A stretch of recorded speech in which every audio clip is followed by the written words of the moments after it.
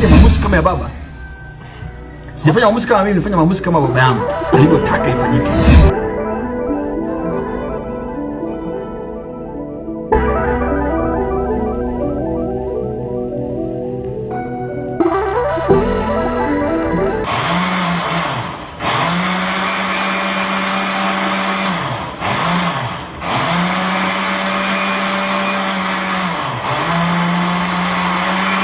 Angel. Mtupishe.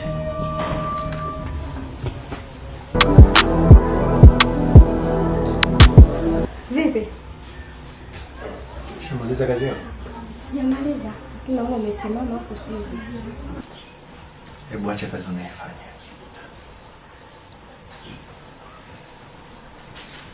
Umeona shemeji yako? Nimemwona nilikuwa naye. Ndo amekuja kunivuruga kabisa. Kanitoa katika siku ya leo kabisa.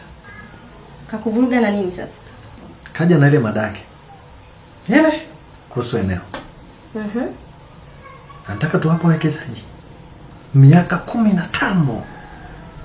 Miaka 15 kweli tu hapo wekezaji. Nikamshauri kitu kizuri, yani msimamo wangu ule wa awali kwamba tuuze ile eneo, kila mtu aweke pesa yake mfukoni. Tena watu tuko wawili. Ni pesa nzuri tu. Kwa hiyo umeona ushauri wa shemeji ni mbaya? Mume wangu hapana, hapo mpaka hujafikiria vizuri. Wewe unaona ni mzuri? Ndiyo. Miaka 15 sio mingi. Baada ya miaka 15 linabaki tena linakuwa la kwetu. Wewe kwa nini usichukue ushauri wa shemeji? Kwa ushauri wake ni bora kuliko kwangu mimi, wao kwangu wa kijinga huo. Miaka 15 ukifa? Ukifa umekufa, lakini shemeji mimi naona ushauri wake sio mbaya. Alafu kumbuka lile eneo miaka 15 utakuwa umefaidika, lakini bado litabaki mikononi mwetu. Wewe unakataa kusikiliza ushauri wa kaka yako jamani, lakini mume wangu. Mimi naona hiyo ni bora kuliko kuuza. Ndio jinsi mlivyopanga, mlivyoshauriana na yeye. Kwanza si ndio? Wala sijaonana naye. Ila mimi naona tu hiyo pointi ulivyoniambia kwamba anataka kuleta wawekezaji ni sawa kuliko uuze. Tukose kabisa. Hapana, bora wawekezaji. Mimi nimekuja kwako kukupa mawazo. Lakini wewe unaungana na yeye. Na unang'ang'ania kabisa hivi kwamba uzuri na ushauri wake ni mzuri kuliko kwangu. Nilikuwa nakuona mwenye akili, lakini wewe una mapungufu. Lakini tambua pia na mimi ni mkeo. Unapaswa kunisikiliza. Shemeji ushauri wake sio mbaya. Ushauri wa mume ni bora kuliko wa shemeji. Maliza kwanza kazi yako kaniwekea kwa zangu.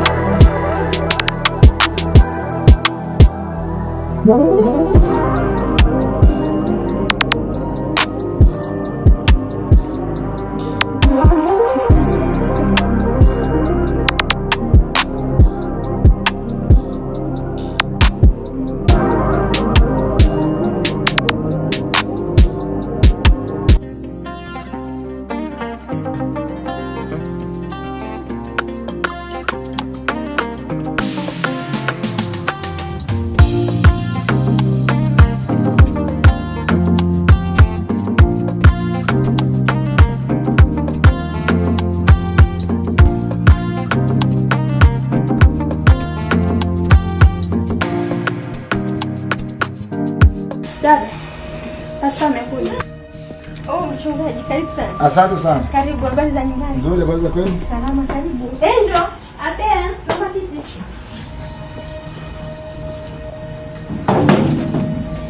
Karibu mchungaji. Habari za hapa? Salama, karibu. Asante. Na safari? Nzuri. Nashukuru umenitembelea nyumbani kwangu kwa mara ya kwanza. Nasikia kufarijika sana moyoni. Karibu sana. Ni kweli kabisa, tangu mwambie huku sijaifika. Karibu sana. Asante sana. Naomba dakika moja niongee na mzee. Ah, sawa. Yupo kumbe? Yupo. Sawa, sawa.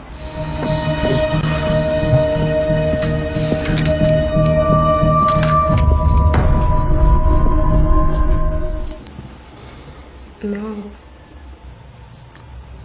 Mchungaji kaja hapo nje. Unakumbuka hapo nyuma nilikwambia nilienda kanisani, nikaonana na mchungaji, nikazungumza naye. Leo amekuja kututembelea. Hicho kitu nimegairi. Acha. Sitaki fanyike. Sawa. Kisifanyike chochote leo. Acheni kama vilivyo ni vya kwangu mimi. Sawa. Sasa tuache na mtu kashakuja yuko hapo nje. Yuko hapo nje. Naomba nikaonane naye mimi mwenyewe. Sawa.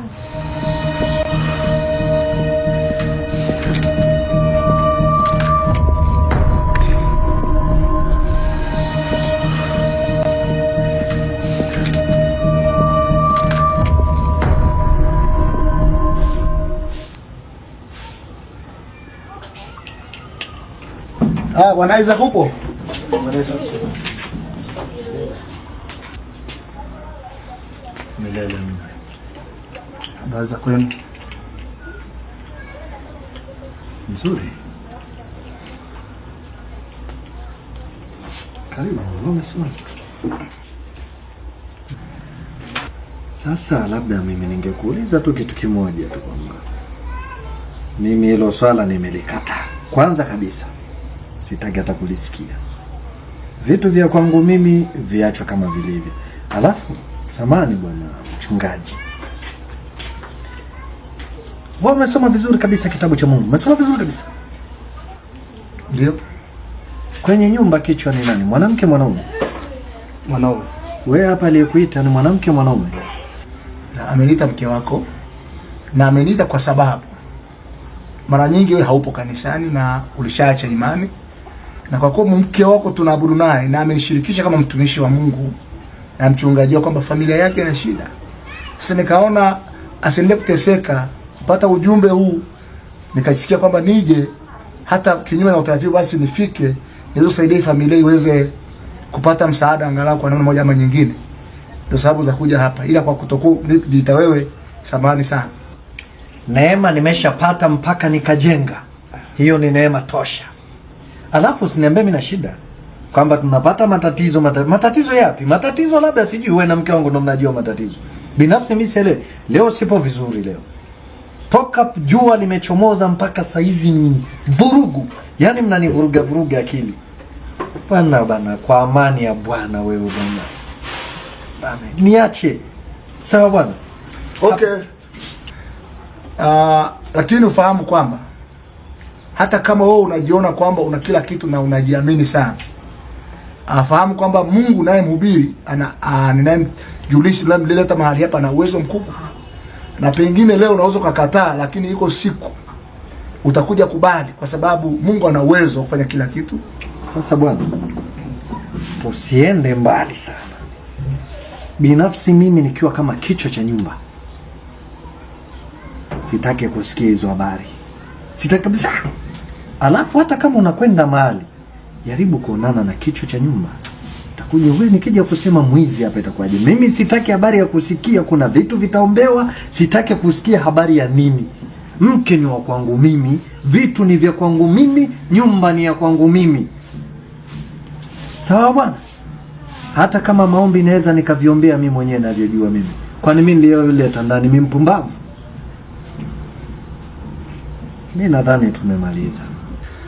Okay, sasa mimi kwa kuwa silazimishi, na mimi nimetii wito wako wa mke wako kupitia jinsi alivyoniita, sitalazimisha. na umeniambia hauko vizuri, na pengine unakataa kufanyia maombi, lakini sitalazimisha. Utaona wewe itakavyokuwa. Hiyo siku itakapofika, mtaniita, nitakuja nifanye huduma, maana huduma siwezi lazimisha. Haina. Barikiwa sana. Mama, barikiwa sana.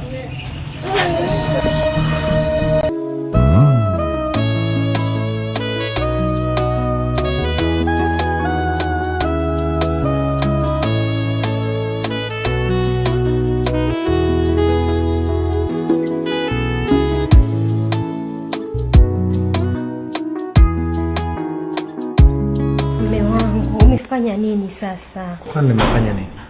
Umemfukuza mchungaji. Mimi sasa hivi sitaki mtu anikere.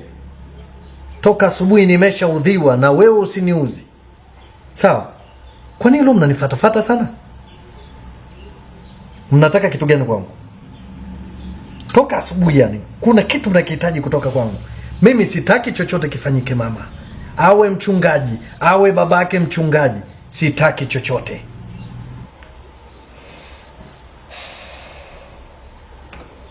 Hivi kwa nini hutaki kunisikiliza mume wangu? Mchungaji kaja mpaka hapa umemfukuza. Hivi siku nyingine ukipata shida tutasubutu kuniita mchungaji hapa nyumbani? Mume wangu, lakini unapaswa kunisikiliza, mimi ni mkeo. Japokuwa ni mke, lakini nawe pia unapaswa kunisikiliza mimi na kufuata nayataka mimi. Kwa nini ya kwangu nyinyi mnakuwa mnapinga pinga? Kipi cha kwangu umekukubali siku ya leo? Toka pamekucha.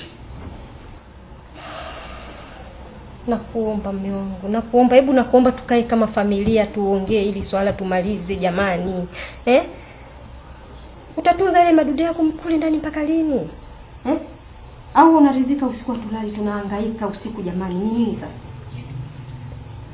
Mama, sitaki kuvurugwa leo. Sitaki kuvurugwa siku ya leo. Niache kama nilivyo. Vitu ni vya kwangu mimi. Viacheni. Tutapam hivyo hivyo, wacha tusilale papo hivyo hivyo. Nikumbuka mimi naenda kanisani, ninasali. Narudi hapa nyumbani. Nasali nini sasa kama unafuga vile vitu vyako kule ndani? Na tulishakubaliana kwamba utavitoa. Nimemuita mchungaji hapa, umemfukuza. Mambo gani sasa hayo umefanya? Kama huna kazi, nenda jikoni. Kapike, pakua, pika, kula ushibe ukalale. Ndio kitu cha msingi hicho. Kwa nini leo unanivuruga vuruga hivi? Kwa sababu gani? Unataka nikakae nje huko nini? Kuwa mwanamke msikivu na mwenye kuelewa.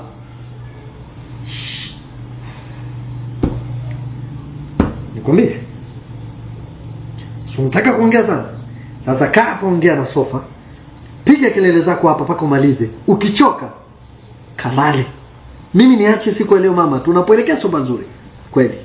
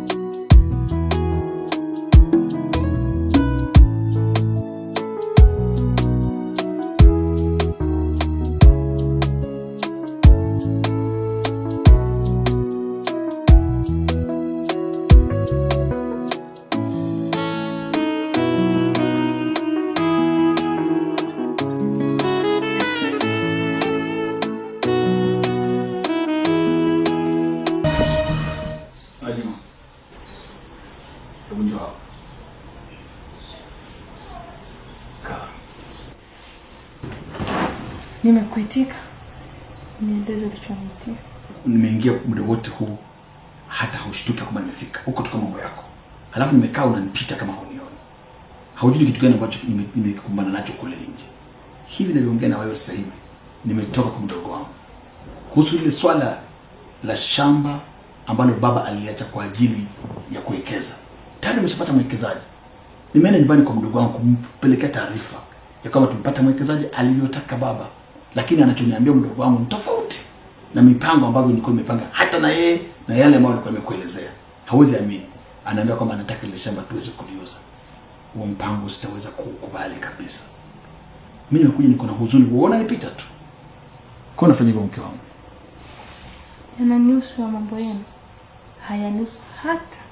Unajua hata kidogo hayanihusu. Na maanisha nini? Hujui kabisa ninachomaanisha. Au bado nashikilia mambo ya kelele zako za kila wakati? Aha, leo yamekufika. Kwangu imekuwa kelele zako za kila wakati. Lakini wakati mimi nafikwa na jambo, nikikwambia mume wangu, na hili kikubwa na wae mfukoni. Miaka 8 toka umenioa, hujawahi kukanyaga kwetu. Leo unaniambia eti mambo ya shamba ni mtiririko wa maji. Hainihusu hata kidogo. Kwamba usina kwamba unaongelea habari za mimi kwenda kwenu. Hizi habari zimekuwa za kila siku. Imekuwa ni kama wimbo katika nyumba hii. Nilikwambia kwamba kama kuna habari za kwenda kwenu, mimi niko tayari, lakini wakati utafika. Kitu ambacho kiko mezani sasa hivi ni tofauti na hicho ambacho unakileta sasa hivi katika meza kwangu mimi. Hapa tunaongelea habari zile shamba. Kuna msemo fulani hivi wazungu wanasemaga me myself and I. Unaofahamu au unaelewa maana yake? Leo yamekufika, unataka tuwe wote. Lakini akinifika mimi, unakuwa wewe myself and I, si ndio? Sasa basi, naomba nikusaidie pesa. Mengine sihitaji.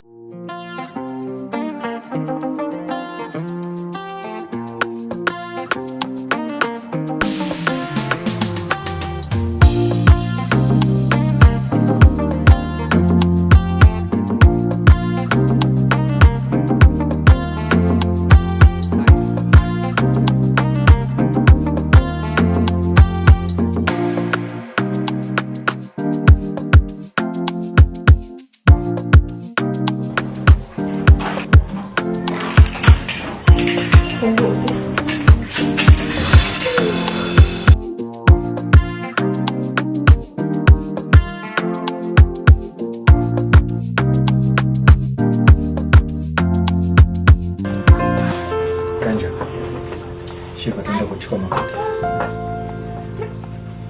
Mimi naenda zangu mjini.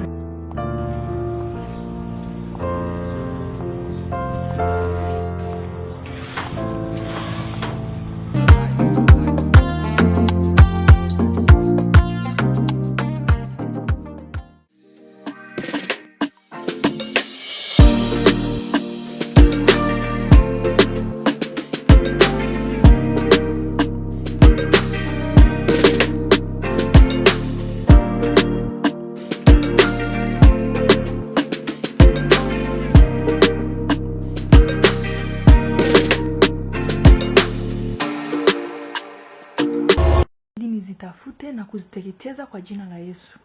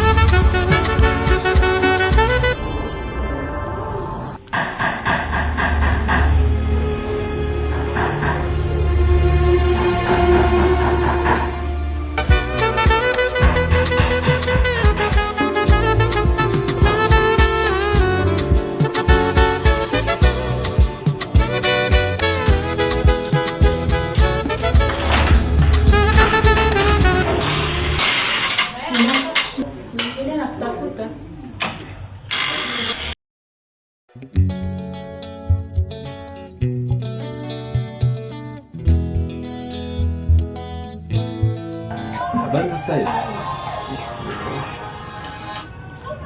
Hello?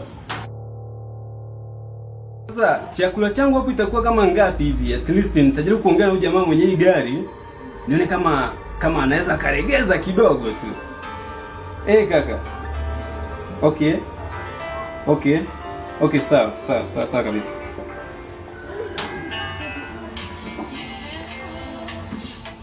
Hello? Inakuwaje? Nimesubiri simu yako kaka. Sasa kaka, kile kiwanja tayari bwana. Yaani watu wa kununua wameshapatikana yani. Ni wewe tu tukutane pale jioni, tupange mikakati. Sawa? Haya. Saa moja pale. Haya. Samahani. Kazi ziko nyingi ndio maana. Yaani tuko busy sana. Eti Bwana Isaac nimemkuta. Ametoka Okay. Na atarudi saa ngapi? Okay. Nilikuwa na shida naye na kuna ujumbe wake. Wewe nani kwani? Okay. Mimi naitwa Dalali George. We akija kama hata kuja sasa hivi, mwambie yule jamaa aliyemwambia mtafutie watu wa kununua lile shamba. Mwambie Dalali George. Mwambie nimekuja na mwambie wale watu wa kununua wameshapatikana.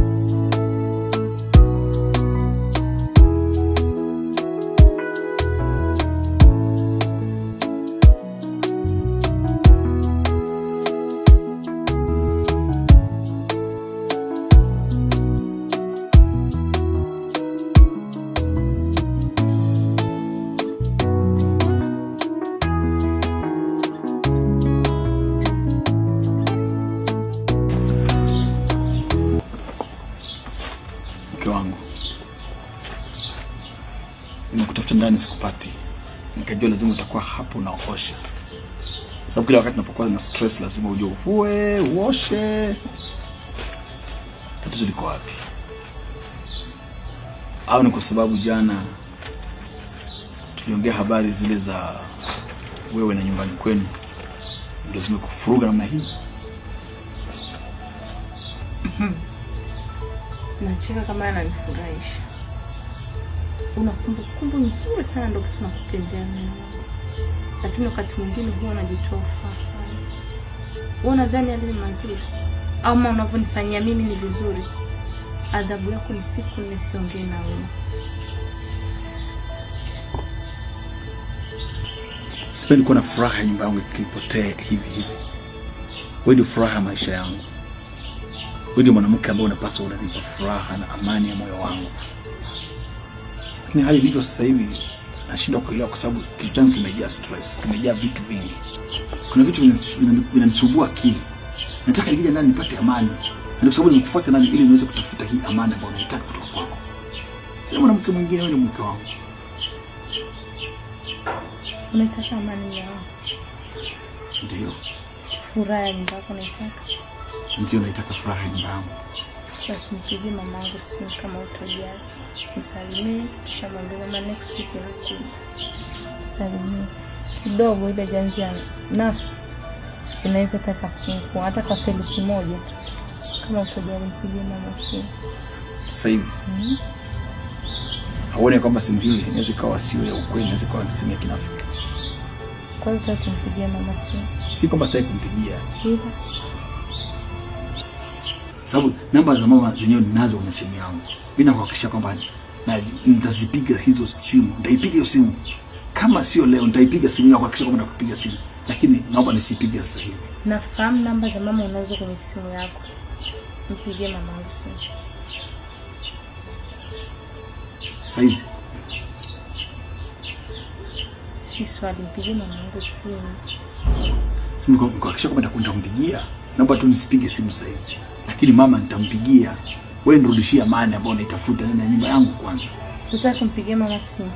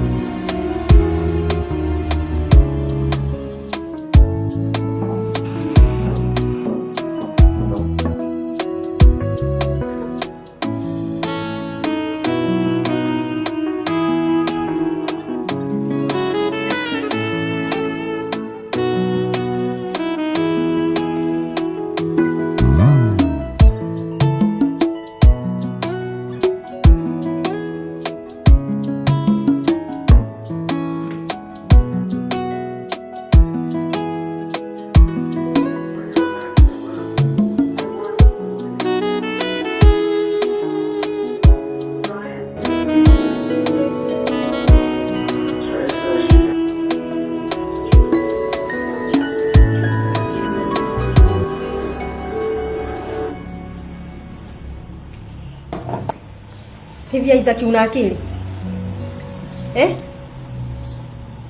Umefanya nini sasa? Leo kaja hapa dalali sijui wa shamba sijui wa nini. Si ulishaongea na shemeji kwamba mwekeze msije mkauza? Amekuja hapa mtu anaitwa sijui George sijui nani. Amesema yeye ni dalali, umemwambia atafute watu wa kumuuzia lile eneo. Hivi umelogwa? Na kuuliza umelogwa mume wangu? Umefikia hatua hiyo unafanya mambo kimya kimya tu, unafanya mambo kienyeji tu. Kama mimi nimeolewa kwenye hii familia, hakuna kitu hata kimoja kitakachopotea. Labda mimi sio Vero. Umemaliza? Ndio nimemaliza. Hakuna kitu kitakachouzika huko. Njoo, rudi hapa. Rudi hapa. Hivyo mwanamke, kuna kitu gani ambacho unakitaka juu yangu mimi wewe? Wewe ni wakuja kwanza kunipanda panda kichwani? Yaani umekuja huna hata heshima, ujue nilipotoka nimefanywa nini au nimechoka ama sijachoka? Heshima kwanza ungeniuliza kwanza vipi hali ya huko ulipotoka. Lakini unakuja tu unajishukulia remote unazima. Unaanza kuniuliza mambo yako ya kipumbavu asiyokuwa na maana? Afu tena unaniuliza kwa jazba wewe. Hivi wewe, ngoja kwanza wewe. Hivi wewe. Kwanza dalali kasemaje? Nipe ripoti ya dalali, amesemaje bwana? Unafikiri mimi nitakwambia dalali alivyoniambia? Tena sitaki kumuona kwenye hii boma. Huyo dalali wako sijui nani, sitaki kumuona hapa nyumbani.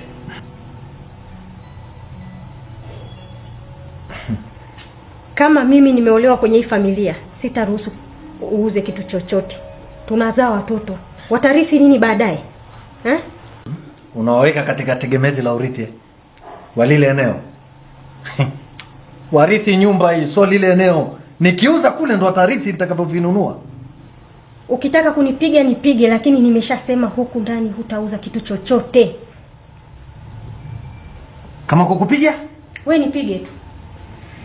Yaani niko tayari unipige kwa sababu ya kutetea mali za humu ndani. Siko tayari. Sema hivi.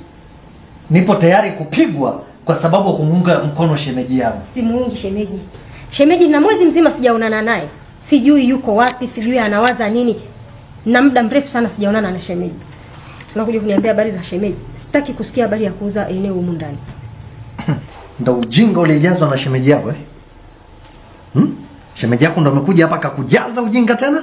Unaanza kuniambia habari sijui dalali kaja, sijui dalali kaja. Hii nyumba nimejenga mimi. Anakuja mtu yeyote hapa.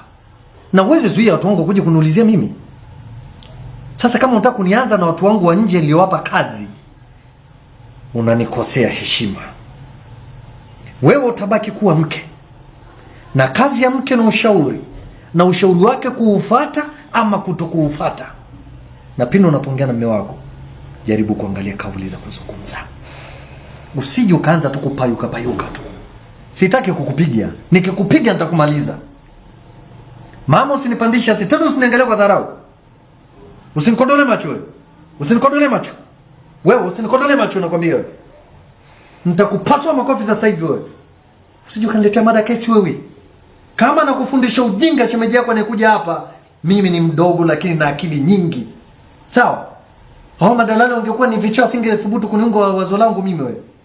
Alafu kwanza wewe unajua ni mpumbavu na akili. Kitu tunauza pesa tunaingiza sisi. Unang'ang'ania mkataba wa pesa ambaye ni ajabu hata usifikishe tu miaka 15. Alafu unamuunga shemeji. Yule unajua na mke wake kule wanaongea kitu gani? Yeye na mke wake ndo wamepanga hili swala. Kwamba sisi tuweke mkataba. Sasa wewe badala uwe upande wangu mimi, unakuwa upande wa yule mtu anayekaa na mke wake kule. Wacha upumbavu, kuwa mwelewa. Na ni mwanzo na mwisho kuniambia mambo yako ya kijinga. Nitakukale bwana.